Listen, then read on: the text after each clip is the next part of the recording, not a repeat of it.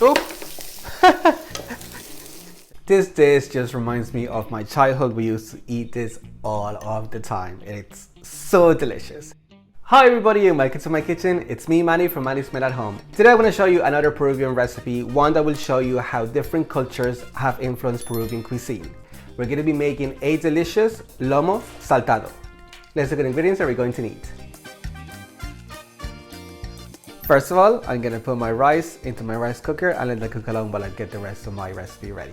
Okay, I need to prep some ingredients, but I want to show you how I'm going to do them. So I've got my red onion. I'm going to take off the top and the bottom. And I want to cut them into kind of chunks. So first go by half and then probably get 4 or 5 out of each half. You want them kind of chunky, like this. With my tomatoes, I'm going to do pretty much the same. Get rid of the green part. And then cut them into wedges. Typically for this recipe we use ají amarillo, but once again I don't have it. My little plants are only about this size, so it's going to be a couple of months before they give me any fruit, if they give me any. So as a substitution I'm going to use some jalapenos. Just going to slice them in half.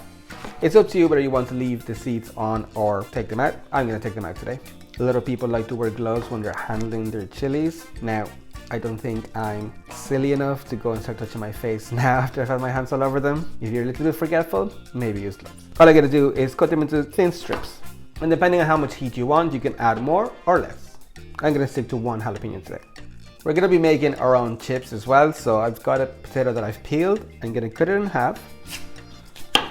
Then cut it into slices. Slide this up again into my chips.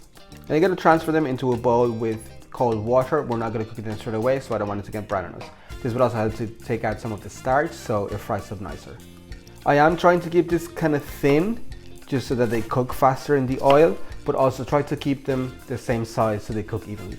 And for the final thing, let's do our beef.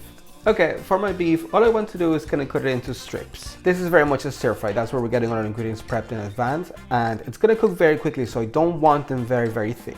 I do see that this piece of steak has some fat, so I'm going to trim that off. Having a sharp knife really helps for this. And I'm just going to slice this. Kind of like this size. It's not too thick, but also not so thin that it over fries almost immediately. Okay, I'm just going to grab my beef and put it back into my little bowl here. And I'm going to season it with a little bit of salt and pepper and a little pinch of cumin.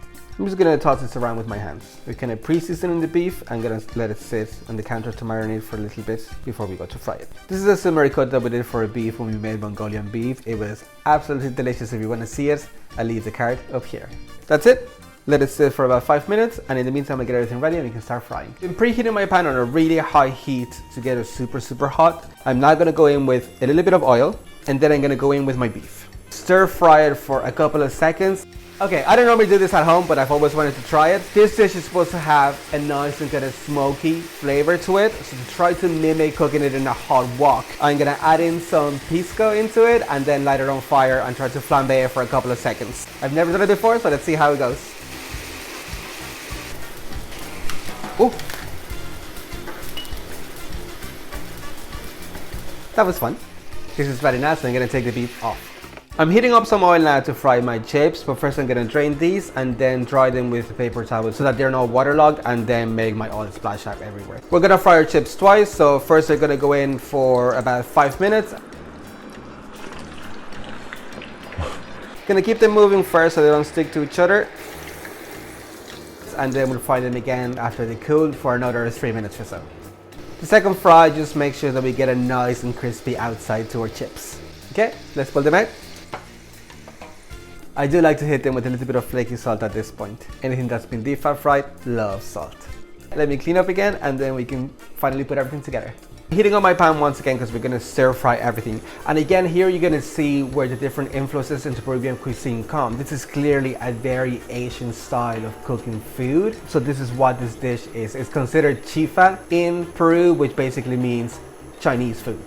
Okay, my pan is hot enough now. I'm going to go in with my onions and stir fry them for a few seconds. I'm going to add a little bit of salt to my onions. Okay, my onion's getting a bit of color and I can see that it's releasing its juices. That's what I want. So I'm going to go in with my crushed garlic now. Garlic burns quickly, so I'm only going to stir fry it for a couple of seconds. And then I'm going to add in my tomatoes and my jalapenos. Okay, now for a flavoring, so I'm going to go in with some cumin, some apple cider vinegar, and soy sauce. Get everything nice and coated. And finally, I'm gonna go in with my beef and all of its juices. Okay, here you could pretty much finish it off, but I actually like when my chips get nice and soggy and they soak up a lot of that stir-fry sauce. Just so I don't miss out on the crunch as well, I'm only gonna have my chips now, stir them through for a few seconds, and then we're literally done. This is the way we always make it at home. And before I forget, one of the most important ingredients, some chopped coriander. And stir that through. Oh, that freshness. I almost forgot it. And that's it, we're done, let's plate up. Right, all of our components are ready. I've got some rice here, I'm just gonna put it into my plate. I'm gonna get some of our stir fry. And finally, our chips. A sprinkle of coriander on top. And that is our beautiful Lomito Saltado. Okay, I need to give this a try.